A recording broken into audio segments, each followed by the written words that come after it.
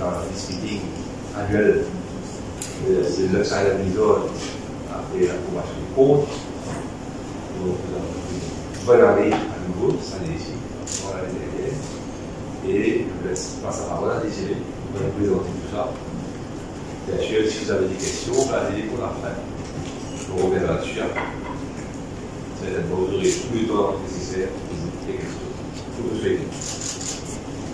Vas-y. Bonjour tout le monde. Donc, comme le président a dit, c'est comment été publié, c'est-à-dire prouvé en matière, publié sur Exchange hier. Donc, j'ai passé en revue la performance de l'année et puis donner quelques outputs concernant ce qu'on voit nous, moving forward. Donc, plus l'environnement de l'année, donc souvent on avait des thèmes qui étaient en peinture et cette année-ci, on avait tous nos activités opérationnelles pendant toute l'année. Et évidemment, nous avons, comme tous les autres groupes, comme toutes les compagnies à Maurice qui ont été impactées par l'introduction du Corporate Climate Responsibility à Maurice, donc ça a impacté notre income tax charge. Et puis, il y a eu l'augmentation salariale, donc il y a deux choses, le realignment en janvier, et aussi le bonus qu'on a payé le 14e mois. En décembre 2024, ce n'est pas prévu, donc ça a été payé, c'était là. Donc, on commence le pouvoir. Notre KPI, c'est quoi? Donc, ça qui va déterminer la performance, ce sont nos revenus. Et là, le KPI, c'est l'occupation, le room rate, le rent. Donc, nous avons posté le groupe, une occupation de 81%, qui est vraiment très bien, parce que pour faire 81%, ça veut dire qu'il y a des mois qu'on a fait du 92, 95, parce que les clients, comme s'ils ne font pas la queue pour rentrer sortir, donc il y a des gaps. Donc, pour pouvoir achieve 81%, le groupe, c'est vraiment exceptionnel. Et concernant le average room rate, donc revenu moyen des chambres occupées, donc l'année dernière c'était 16 866, on a vu une progression de 7%, qui est terminée à 18 067. Et le KPI qui est plus que le marketing va dire le plus important, c'est le rapport, c'est-à-dire le revenu par chambre disponible, a progressé de 12%, passant de 13 000 roupies à 14 700 roupies, une progression de 12%. Donc, comment ça s'est traduit par rapport à la performance? Donc, on a vu notre chiffre d'affaires, income, progresser de 9% à 10,5 milliards durant l'année. Notre EBITDA a augmenté de 2,1% à 2,7 milliards. Et notre profit après impôt a augmenté de 6,5% à 1,2 milliard. Évidemment, notre earning per share a augmenté par la même proportion de 6,5%. Et pour l'année écoulée, notre EPS est de 8,8 roupies per share. Notre net asset value, c'est-à-dire les prix qui commencent à augmenter par rapport au profit. Donc ça a augmenté de 12,2% et à 9,8 milliards au 30 juin 2025. Évidemment, per share, c'est plus ou moins le même pourcentage parce qu'il n'y a pas eu de mouvement d'action. Le net asset per share du groupe est à 71 de la compagnie, le net asset per share à 71,80, une progression de 12,2% et l'action est flottée aujourd'hui à 50 roupies. Donc, il y a un gros discount par rapport à la valeur de l'action par rapport au net asset per share. Notre total asset, total actif du groupe est à 19,2 milliards au 30 juin 2025, une progression de 1,7% par rapport à l'année dernière. Et notre bank balance, donc c'est ça, pour moi c'est le KPI, un des KPI le plus important, peut-être le KPI le plus important. Nous avions en banque au 30 juin 2025 1,5 milliard, une progression de 42% par rapport au 30 juin 2024. Nos emprunts, au 30 juin 2025, nos emprunts s'élevaient à 3,2 milliards et une baisse de 22,3% par rapport à la même période de l'année dernière. Et notre gearing au 30 juin 2025, c'est de 29. Le gearing, donc quand on a calculé le gearing, le loan balancer retiré ce qu'on en vend divisé par le net assets. Ça nous donne un gearing de 15% par rapport à 11,2% de base, 11,2% moins que l'année dernière. L'année dernière, donc c'était 26% de gearing. Et notre net debt to EBITDA est 45,4%. Donc si on schématise, c'est quoi? C'est-à-dire, par rapport à la dette, on fait 6 mois de profit, on rembourse la dette, on met 6 mois de EBITDA, on rembourse toute la dette. Évidemment, c'est juste pour dire l'importance du ratio, c'est 0,63 net debt to EBITDA. Et le return on equity, ça, enfin, on vient mettre ce stade-là pour la première fois. Donc par rapport à notre market cap et par rapport à notre profit, donc c'est 18,7%, 3,1% de mieux que l'année dernière. Donc ça, ce sont les chiffres publiés, donc, mais ça on n'a pas publié, ça vous l'aurez dans le rapport annuel. Donc c'est par destination, donc nous opérons dans 3 destinations, Maurice, Réunion Mathilde. Évidemment, Maurice est aussi significant part of our business. Donc les chiffres, j'en ai parlé. Ce que je peux dire ici, peut-être que the gain and losses à 65 millions, c'est quoi ça? 65 millions, c'est qu'on avait vendu un hôtel de Récif en 2021 et on avait, je rappelle l'acheteur, à cause du Covid, on a négocié beaucoup, donc on a mis une clause pour dire ok, on a baissé le prix, mais on a mis une clause pour retour à meilleure fortune, que si jamais la performance était mieux que budgété, il y aura un ajustement de prix. Ben, on a eu un ajustement de prix de 65 millions, qui est plus que le prix négocié initialement avec le vendeur. Donc, on a fait une affaire. Et 35 millions, c'est une PME. Et la dépréciation a augmenté parce qu'il y a une réévaluation des actions. Et la taxe, le finance cost a baissé de beaucoup, parce qu'on a repayé 900 millions de dettes durant l'année. Et income tax a augmenté de 8 millions. Donc l'income tax a augmenté parce que, comme je l'ai dit, il y avait de lévis, mais aussi on a bénéficié aussi d'un fait tax assets qu'on a comptabilisé chez l'Université. Mais du fait tax, c'est-à-dire que, enfin, c'est sur le principe comptable, vous avez des tax loss. Si on sait qu'on va pouvoir récupérer ce tax loss-là, il y a un fait tax asset pour 80 millions. Et c'est ça qui fait que l'impact du lévis et des autres income tax, ici on ne voit pas trop l'impact. Donc il y a deux effets. Ça a augmenté, mais ça a diminué à cause du fait tax asset. Et le EPS est 8,81 contre 8,27. Diluted 6,74. C'est quoi cette dilution-là? C'est, comme vous savez, on a des bonds avec la MIC. Donc, il faut déterminer que si jamais demain, MIC convertit ce bond-là, quoi que la vie de EPS. Mais c'est théorique. Parce que, pourquoi que on va repayer. Donc, ça, c'est un stade qu'on va connaître, le value added. C'est le wealth qu'on a créé durant l'année. Donc, on a créé quelque chose, 7,1 milliards de richesses, le groupe, durant l'année 2025. Et comment cette richesse a été distribuée? Évidemment, maintenant c'était 35% pour les employés.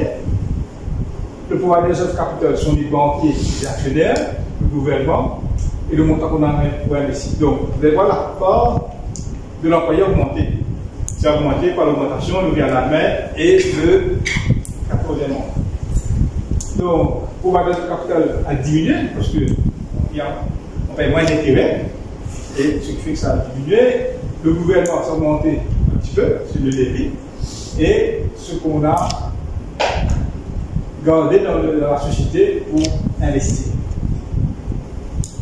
Donc, je passe plus rapidement sur le côté macro de notre gouvernement. Donc, pour les Maurice, donc on a fait pour l'année 30 juin, l'année financière, juillet 24 au 30 juin 25, on a vu l'arrivée touristique augmenter de 3,8% à 1,4 million. Donc c'était plus ou moins l'objectif fixé par le gouvernement. Et l'objectif toujours pour l'année calendaire, c'est 1,4 million. Et je crois, on ne basis du trend, je crois on va faire 1,4 million pour l'année calendaire. Donc ça c'est la progression concernant les arrivées. Et concernant les marchés, donc on a les principaux marchés de la France, l'Angleterre, la Réunion, l'Allemagne, donc plus ou moins en termes des poids plus ou moins, en termes de pourcentage, pareil, la France a fait 4%, l'Angleterre à 11%, pareil, Réunion, l'Allemagne, donc c'est plus ou moins, quand on regarde là, il n'y a pas de chiffre. Le seul chiffre, c'est Belgium qui est ici, en 10e position, mais il n'y a plus Air Belgium, pourquoi il n'y a plus Air Belgium, qui a été remplacé par Saudi Arabia, qui était. Non, pas la Russie. La Russie, passeport de Dubaï. Donc, mais par contre, nous tout le temps, c'est pas pourquoi, on est très fort sur le marché anglais, vous allez voir. L'année dernière, on était. On avait. Le marché anglais représentait 20,8%, donc c'est plus ou moins le même pourcentage. Donc, en termes de mix de nos arrivées, c'est plus ou moins pareil comme l'année dernière. Donc, il n'y a pas eu de grand changement. Donc, il n'y a pas eu de grand changement. Donc, le profil de notre clientèle n'a pas trop changé d'une année à l'autre. Maldives a eu une progression de 9%. Donc, ils ont dépassé d'abord de 2 millions de touristes pour l'année 30 juin, l'année financière. Donc, et tous les mois, ils ont progressé. Donc, vraiment, Maurice, parce qu'en mars, cette année-ci, on avait un dip, et puis ça a repris. Mais Maldives, maintenant, Maldives est plus proche. Avant, le premier marché était l'Inde, maintenant, Maldives est plus proche de la Chine. Donc, on voit le changement. La Chine, maintenant, est à 13,3%. La Russie, Royaume-Uni, l'Allemagne, donc on voit le chiffre, l'Inde qui était 4e, maintenant l'Inde est 6e. Donc il y a eu un petit changement au niveau de la Chine, mais en gros c'est plus ou moins le marché dominant, c'est la Chine. Alors nous, enfin, ça, vraiment, le fait que la marque est forte au Royaume-Uni. Donc, Jacques m'a dit, toujours c'est des Anglais qui sont en termes de majorité par rapport à l'année dernière. En fait, il y a une progression de 7%. Les Allemands, la Russie, donc c'est plus mal. Les Anglais ont bien progressé. Donc vous allez me dire pourquoi il n'y a pas la Chine. Donc, enfin, l'argument c'est que la Chine, ça reprend maintenant, il faut pouvoir tirer du nord, mais la Chine c'est plus 4 étoiles, 4 étoiles plus. Et nous, c'est ça, Paris, c'est ça qui va. Mais on va, évidemment, il faut aussi avoir des Chinois. On a les Chinois, mais ce n'est pas comme une 7 ou 6 premiers marchés. À La Réunion, on n'a pas des arrivées pour le pays, mais pour l'ex-Réunion, donc évidemment, c'est la France qui domine comme si parmi nos clients, puis suivi des locaux. On a comme si le marché local très important pour nous sur la Réunion, on a quelques Allemands, quelques Belges. C'est plus ou moins en termes de pourcentage, c'est plus ou moins l'année dernière. Pour le groupe, évidemment, le premier marché c'est l'Angleterre, la France, l'Allemagne, les marchés qu'on connaît. Pour destination, Maurice, c'est Maurice qui porte le big proportion of our income, 70%. Puis les maladies de la région. Et ça n'a pas trop évolué par rapport à l'année dernière. Il y a une petite progression chez Maurice. Et le EBITDA par destination est plus ou moins pareil. Ça me voit le côté revenu, c'est 70%, 39,7% pour Maurice, Maldives 22,4% et la Réunion 7,9%. Donc il y a une petite baisse sur Maurice, baisse sur Maldives, progression sur la Réunion. Mais cette progression sur la Réunion, c'est à cause depuis qu'on a eu l'ajustement de 70 millions, qu'on a eu 65 millions précédemment avant de risques. Donc, sur le bilan, juste un snapshot du bilan, donc on sort des articles de 18,9 millions pour passer à 18,9 milliards pour 19,2 milliards, et le cash sur de 1 milliard ou 1,5 milliard. Comment on a fait ça? On a généré 2,8 milliards de nos activités. On a réinvesti 473 millions, et on a remboursé nos dettes, les intérêts pour 4 milliards, et l'increase in cash equivalent 458 millions, ce qui explique le bond de 1 milliard à 5 milliards, et le profit a augmenté de 1,8 milliard, on a payé un dividende de 342 millions, et puis les intérêts qu'on a payés à la MIC de 84 millions. On finit le retail earnings à 3,1 milliards, qui est là, et c'est l'ancien, on a eu une augmentation de la réserve de 54 millions, je pense que quelque chose de la réserve, c'est qu'on a réévalué de l'asset durant l'année. Donc ça c'est le mouvement, donc c'est une belle progression. Parce que nous, et l'arrière, c'est quoi on est asset owner et aussi opérateur. Donc, on a achieve ce qu'on va faire, donc les assets augmentent, donc on a 12 millions à 2 milliards à 19 milliards. Donc ça, ce sont nos hôtels, donc on a 6 hôtels qu'on possède, et dans 5 étoiles, on a 2 hôtels comme 5 étoiles luxe à Maurice. Quelqu'un m'a dit, je crois qu'on est le seul groupe qui a 2 hôtels dans 5 étoiles luxe. C'est vrai ça? Ouais. Et les autres sont 5 étoiles. Donc là, c'est la dernière date. Depuis qu'on a rénové. Et l'hôtel qu'on a comme ça, c'est Saint-Gilles. Saint-Gilles, vous savez, il y a un problème de bail. On a une négociation avec les autorités pour acheter le bail, donc ça suit son cours. Et on espère qu'il y aura un dénouement assez rapide. Et puis, l'autre hôtel qu'on opère, c'est Tamassa. Tamassa en bleu avec gris. Donc, c'est pour passer par sur le tableau. Et le contrat qu'on a avec Tamassa termine au 31 mars 2027. Donc, le tableau qui est intéressant, en juin 2019, notre dette était 4,2 milliards par rapport à notre EBITDA de 4 milliards. Donc, la tendance a changé. Et au 30 juin 2025, on a 1,7 milliard de net dette par rapport à 2,7 milliards. Et ça, et quand on regarde la bourse, ça baisse. Donc, au niveau de fonds propres, ça aussi, la tendance augmente par rapport à dette equity. Le gearing a bien baissé. Ici, ça a augmenté parce que le Covid, donc il n'y a pas de profit et on a eu à prendre des dettes. Et on a restitué des dettes de paiement. Et là, ce tableau va nous dire aujourd'hui, on a 3,2 milliards.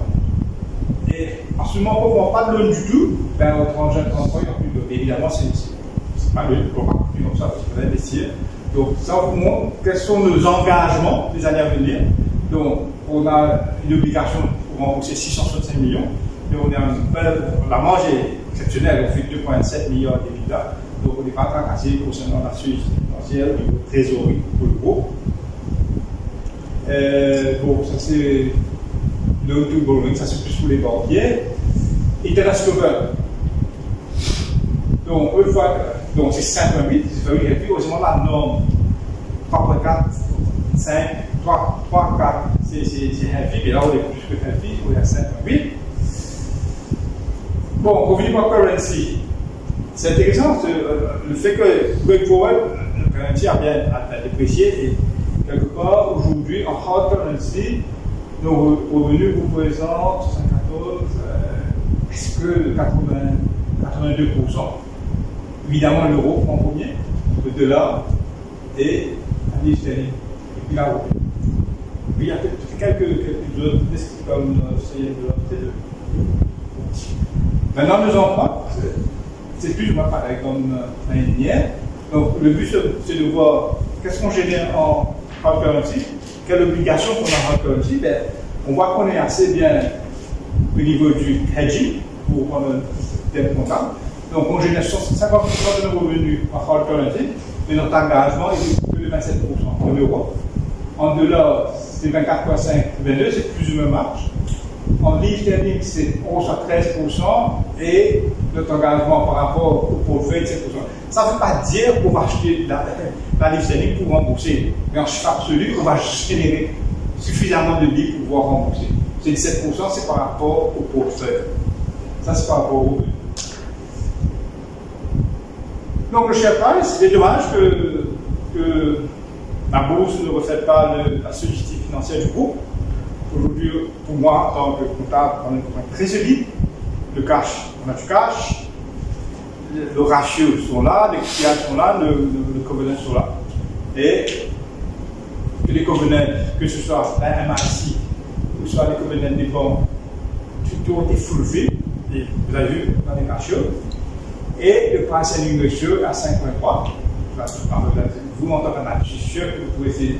C'est bas, c'est 5.3. Je pense que c'est plus ou moins la tendance à Maurice. Par la banque commerciale, c'est 6 peut-être. Ici, ça a augmenté parce que, évidemment, le Covid, le hôtel était fermé, et puis les frontières, on a ouvert les frontières en octobre 2021. C'est 2005. Voilà, ça, c'est tout. Si vous avez des questions, je m'en pose pas. Quelles sont un peu les perspectives de la nouvelle année financière? Donc, les bookings sont très très bons. Et là, je ne parle pas que du groupe Lux, parce que je suis le des tarifs. Maurice, le booking sont net jusqu'au 31 décembre, très très bien.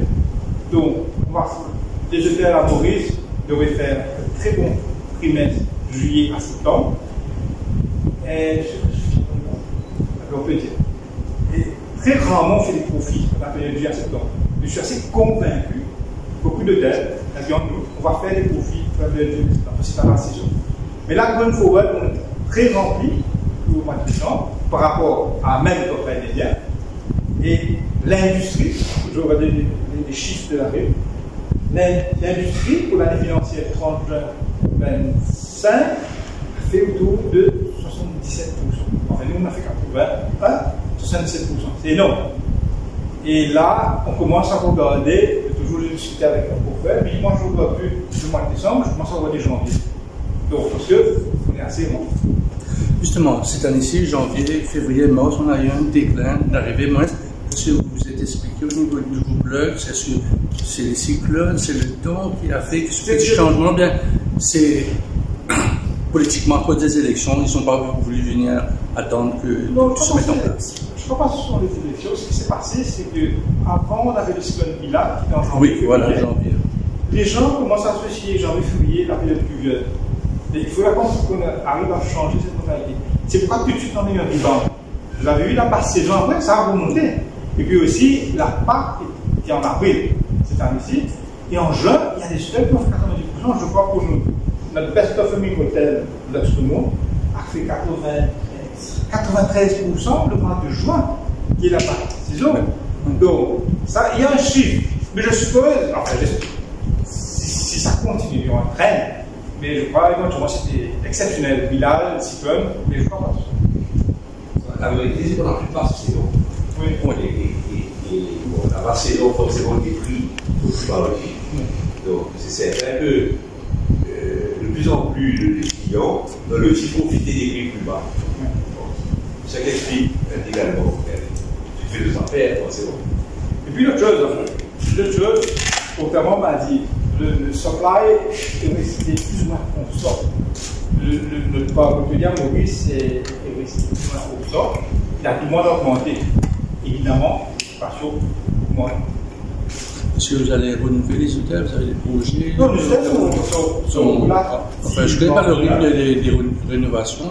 Peut-être qu'il y a des projets dans des hôtels existants où Belmort, après le feu, Bombay, Le Monde, il y a un projet pour faire quelque chose. Pas encore. Donc, on maintient les hôtels, mais comme si rénover les 3 prochaines années, je suis à la Maurice, je crois pas.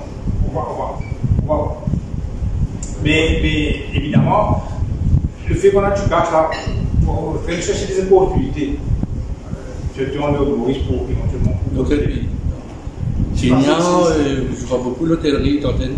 C'est Kenya, c'est l'Afrique. Il y a beaucoup de potentiel en Afrique. On peut pas aller à Zanzibar, à l'eau, c'est un contraire. Zanzibar, pour l'exclusivité du TLC, la partie TLC accordée à un honneur. TLC à Zanzibar. Dans le ça, il n'y a pas de contraire. L'Afrique a un gros potentiel. Maintenant, on voit la stabilité dans quel pays on peut faire, etc. Constituer a beaucoup investi au Kenya. Donc, le Kenya fait du sens pour nous, dans le lieu où ça. On avait beaucoup qui les a implantés là-bas. Et on a fait un peu de travail encore pour l'opérateur là-bas. Donc, c'est une possibilité, bien plus ça. Okay. Alors, on dirait que recherche ou le développement pour les droits touristes, c'est ça le océan Indien. Donc, il faut chaque truc pour ce qui est dans l'océan Indien. Et de l'autre côté, on va dire jusqu'à Paris par là-bas. Ça, c'est des possibilités. L'océan Indien, c'est notre véhicule, on va dire. Seychelles, c'est bien intéressant ici. De Seychelles en juillet, ça est ici. Vraiment exceptionnel. Donc, c'est une bonne initiative qu'on regarde. Et après, bon, il s'agit de trouver des bons partenaires parce que nous ne pensons pas faire des projets comme ça dans ces pays-là sans un bon partenaire local. Donc, c'est très important. Et après, forcément, on est beaucoup plus confortable ici dans l'hôtel qu'on achèterait, on va s'en gérer par le collectif, forcément.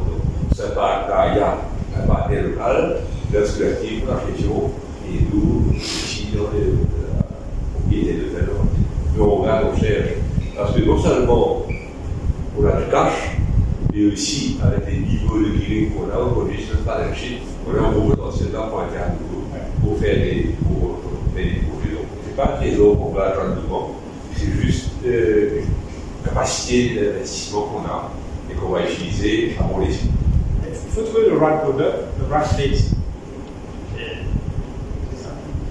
Pas évident. La question de l'emploi des employés locaux se pose toujours dans le vous êtes sur l'optique main-d'œuvre étrangère? Non, il y a toujours ce challenge au niveau de l'emploi touriste dans le groupe. Et évidemment, on n'est pas épargné. Donc on essaie de promouvoir les Mauriciens, surtout les Gaspésiens. Mais il y a des postes qu'on n'a pas le choix. On essaie de voir si on peut, s'il y a des étrangers qui peuvent faire le même travail que nous ne pouvons pas, pourquoi pas. Puis il y a le côté permis, que ça se passe pas trop mal, mais il faut que. Et c'est vrai, mais il faut toujours créer, essayer d'attirer plus de Mauriciens. Et ce qu'on essaie de faire, évidemment, le parquet, on essaie de plus de certains types. Mais on a fait beaucoup d'initiatives durant les 2 dernières années. On a vu comment on fait ça? Il y a moins de personnes qui voient maintenant. Donc c'est intéressant. En complément de réponse, je dirais qu'on a vu récemment une grosse augmentation de nos charges salariales. Okay?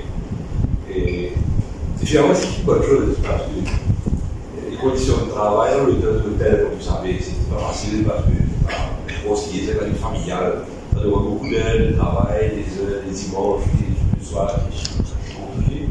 Donc il faut que notre industrie soit à nouveau attractive pour attirer les nouveaux talents, les nouveaux jeunes pour commencer, les Mauriciens. Je pense que maintenant qu'il y a eu cette révision salariale et que notre politique chez Lux, c'est d'employer de préférence des Mauriciens plutôt que de la chercher des étrangers. Et aujourd'hui, on voit que c'est un prix égal peut-être, mais effectivement, on privilégie les Mauriciens. Donc, on espère que ça reviendra, qu'ils reviendront vers nous. Et forcément, qu'on est un gros phare au niveau de l'avant, on a beaucoup de training hours là-dessus. Beaucoup de training hours, donc c'est un des points sur lesquels nous allons utiliser pour attirer le maximum de personnes sur les mobiles. C'est ça, le software chez nous a diminué par rapport à l'année précédente. Mais on continue, de toute façon. Et aussi, il faut aussi voir aussi l'occupation augmente, donc on a besoin de plus de personnes. Mais on essaie de gérer. Il y a de la pression. Il y a de la pression. La PSC gère. Vas-y. L'occupation augmente est pareil et qu'il y a plus de demandes dans les bases saisons. Est-ce que vous êtes en train de penser de revoir les prix à cause de l'industrie pour la basse saison? Non, mais pas encore en tête. Chacun décide de sa politique tarifaire. Mais ce qu'on voit là, c'est qu'il y a moins d'offres. Parce que c'est bête aujourd'hui de faire des offres. Heureusement, on fait des offres pour attirer. Donc, je crois qu'on va avoir des gens d'occupation. Et assez haute. Les gens, il y a moins de promotion. Ça devrait transiter en higher idiot, pas seulement pour nous, pour toute l'industrie. C'est ça, tu as raison. Comme je dis, ça là, il n'y a pas de vente. Et là, on est au mois de septembre. Décembre, demande, et c'est déjà presque rempli. Ah, mais presque rempli par rapport au. Donc, tu ne crois pas le terme de ça? Et pourtant, ça, vous avez des parents engagés. Qu'est-ce que vous avez? Non, dans ça, je crois le landlord a signé un contrat avec potential buyer. Donc, c'est pas finalisé. Mais nous, on continue à gérer. Ça fait bien, pendant 27 ans. Et puis, on essaie de se concentrer sur la marque Lux. Est-ce que vous pensez que les 3 euros auront un impact sur les touristes ou bien ça va être bien accepté pour le moment ou... Ah, mais ça, l'introduction c'est le 1er octobre. Ça va être dans quelques jours là. Oui, il y aura des gens qui vont abonner, mais voilà pourquoi. Parce que ça existe au Mali, à Seychelles. Quand vous allez en Europe, il y a l'attaque de séjour. Je suppose que c'est. Je pense que. C'est pas le vote, c'est le gouvernement. Mais évidemment, le jour qu'on discute ça, le gouvernement arrive. Il y a les taux opérateurs vont dire c'est pas le contrat. Il faudra absorber. Donc on a vu, par exemple, on m'a dit, le gouvernement a augmenté durant l'année. Il y a 87% des caisses sur Mali vont payer. Il y a 3% qui disent non, on ne va pas payer. Je suppose qu'on aura plus ou moins le même pourcentage. Mais après, pour l'autre, quand on fait le contrat commercial pour l'année prochaine, le commercial va mettre ça dans le contrat. Parce que je crois qu'ils ont un blanc. Parce que le contrat est signé 1 an en amont. Donc, personne ne pouvait prévoir. Et 99% de quoi faire, on peut c'est le gouvernement, si tu t'accroches chez vous. Je crois que 3 euros par jour, par rapport à nous, c'est pas énorme. Okay. Et 3 euros par jour, par rapport à Airbnb, par rapport à tous les petits opérateurs, c'est énorme. Donc, c'est ça qui c'est un pourcentage. C'est 3 euros par nuit. Donc, ceux qui vont le plus souffrir, je crois, par rapport à ça, c'est pas nous. Par rapport à MIC, est-ce que vous avez repayé une cote déjà? Oui. MIC, on a repayé une partie. Et donc, on a repayé une partie. Et dépendant du cash flow, on va voir qu'est-ce qu'on va faire. Combien vous restez MIC? Alors, le jeu, il nous reste autour de 700, 750 millions. Non, c'est 750. Alors, c'est 700. On va faire la moitié en fait. Oui, la moitié. La moitié de ce qu'on avait pris. Ça, essayer de faire une demande et nous avons collaboré avec eux. Et sachant que nous avions des moyens de faire. Est-ce qu'il y a toujours des contraintes au niveau de l'aérien? L'aérien, c'est vrai, émotion, ça. C'est de voilà, il y a toujours des contraintes. Mais de côté, on est déjà rempli. Donc, on ne se plaint pas. Donc, même si. Donc, pour l'immédiat, donc, on ne voit pas trop le problème. Mais going forward, le coût du billet d'avion aussi, le coût du billet. Au Mauricien, par rapport à Mathieu, tout ça, le coût du billet d'avion ici, ça c'est un vrai problème. Et puis émigrer, c'est peut-être un troisième vol à côté du mois de novembre. Si je ne crois pas, il y a des 150 vols, je pense que 777. Donc il y a 3 vols d'émigrés. Non, je crois que là, en ce moment, par rapport au port portugais, c'est OK. Mais il faut voir. L'avantage, si on arrive à. Ça arrive à sauter un petit peu. Je crois que le vol direct, ça aide. Donc, il n'y a pas beaucoup de vols directs à part les Mauritius, plus de Service et Air France. En termes de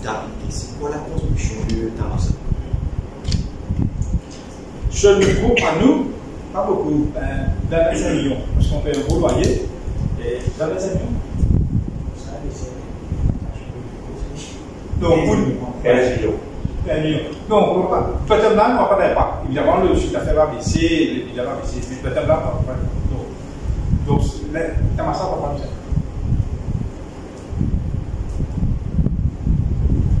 Pour revenir sur la question de Carvi au niveau de Tamassa, est-ce que vous avez l'intention de racheter? Non. Alors, je parle, c'est que Grit a déjà signé un contrat avec un opérateur et moi, en tant que tenant, on dit que ça va se faire mi-terminal. Alors, je parle, il n'y a pas la question de racheter Tamassa, je suppose, Oui. Il y a quelques semaines, le vice-premier ministre a affirmé que ça pose des problèmes là, et septembre, octobre, et qu'il a fait référence, même le ministre de l'Énergie a fait référence de l'aide des hôteliers en période de crise en février, en avril dernier. Donc, à votre niveau, en début, il y a une embellie, les arrivées sont dans le hausse. Quelles sont vos appréhensions, vos craintes et par rapport au délistage et au load shedding? On dit que Islam appelle dans les mois à venir. Non, l'année dernière, en fait, du jour au lendemain, les autorités nous ont dit passez sur le générateur. Ce qui est bon cette fois-ci, il y a une réunion avec les autorités au niveau de la RIM, comme si on était tombé d'accord le nombre de jours que les hôtels ont pas passé. Comme si, maintenant, pour la planification, les autorités nous ont dit aidez-nous. Il y a des jours, il y a des slots qu'on va vous demander de sortir du réseau. Donc, maintenant, c'était bon, il y a une conversation avec les autorités. On sait quand il faut qu'on bascule sur le générateur, quand on passe sur les prix. Donc, il y aura, je suppose, des jours qu'il faudra qu'on. C'est agri, hein, c'est agri, il y aura des jours, des slots, qu'il faudra qu'on bascule sur le générateur. C'est pour aider. Et puis, c'est le problème du pays, il y a des problèmes, tout ça, mais on aide. Donc, on va pas se retrouver blackout parce que c'est planifié, et avec le CID, et on est tombé d'accord comment améliorer. Et on a le générateur. Oui, quand on a un générateur. Parce que le problème, c'est que l'année dernière, puis du jour au lendemain, on nous dit sortez du réseau. On va pas. Il faudra faire basculer. Mais là, c'est planifié. Donc, quelque part, on sait quand il faut sortir, quand il faut rentrer. Mais ce n'est pas pour beaucoup. Hein. Pas pour beaucoup. L'année dernière, on a dû sortir pour 10 jours, 12 jours, le gros. Je suppose plus ou moins dans ces 10 à 12 jours. Ok. Ce sera par jour, bien vous accumulez le nombre d'heures, non, il y a des jours, peut-être qu'il y a des jours. C'est ça, Picaroise, c'est surtout Picaroise. Et puis ils ont arrivé peut-être aujourd'hui, c'est la Swambob, demain c'est trop riche. Donc on a pu travailler un programme quand il faut sortir, et comme ça tout le monde sait quand il faut sortir. Donc c'est ça qui était le plus important. C'est à côté embêté, nous, tout d'un coup, panique, il faut bouger souvent. Les gens ne sont pas, comme j'ai appris en termes de dizaines, pour pouvoir faire marcher le générateur. Donc là, le fait que les étudiants savent quand ils auront besoin, quand je dois sortir, on prend le budget de 7.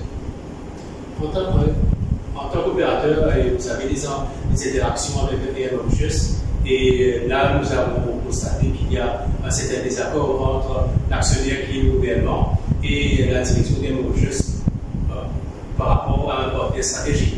Mais nous savons que Emirates a presque 40%, qui est le plus grand opérateur au Maurice, et nous avons la compagnie nationale que le secteur soutient. Donc, dans quelle direction vous voyez qu'on devrait bouger en termes d'urgence d'un partenariat stratégique avec l'opérateur, ou bien c'est plus souvent question solo? C'est plus une question politique. Pour nous, là, ça se passe bien en termes d'arrivée. Et de deux jours, même quand le président Yamoufous a dit qu'il n'y a pas d'accord avec Qatar, donc, je ne sais pas. Donc, définitivement, un code stratégique va aider à autre chose. Mais de l'autre côté aussi, il y a une race. Il faut les 40% de l'arrivée. C'est compliqué. C'est plus politique. Mais je suppose qu'ils vont prendre une décision par rapport à la destination. Lesquels connaissent prendre? Je ne suppose pas que lesquels. De toute façon, c'est pas le budget. Quand nous avons des faces, c'est une question. Et puis, la demande va augmenter, donc il faudra que. Parce que même les mochas, ça peut être un profit. Donc, si les mochas, ça peut être un profit, donc l'autre facteur, les mochas sont augmentés, donc il faut qu'ils continuent à optimiser l'autre facteur. Évidemment, il y aura un manque de sièges quand il faut. Surtout que le gouvernement, c'est le tourisme aide l'économie.